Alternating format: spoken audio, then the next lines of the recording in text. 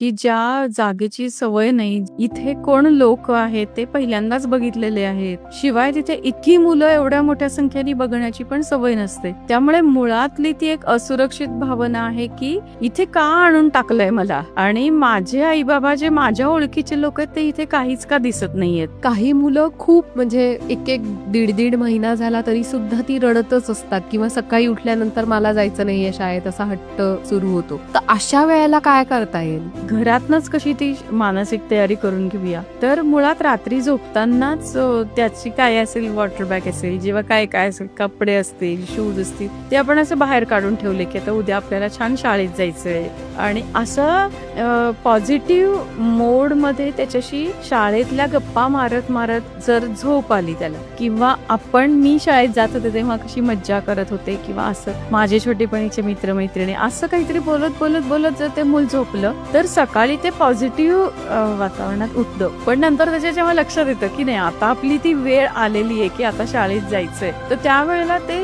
तुमची परीक्षा बघतं. खरं सांगायचं तर की काय केलं म्हणजे आई आपल्याला सोडणार नाही. तर हे प्लॅनिंग असतं थोडंसं. म्हणून मग रडणं, चिडणं, अंग टाकून देणं, जे जे आपण सांगतोय त्या सगळ्यात नाही म्हणणं, अशा सर्व वेळेला खूप जास्त पेशन्स ठेवून शाळा झाल्यानंतर मी तुला घ्यायला येणार आहे, मी ऑफिसला जाणार आहे आणि तू शाळेला जाणार आहेस, असं सतत बोलत राहावं. हे एक मूल कायम रडणार नाहीये शाळेत जायला.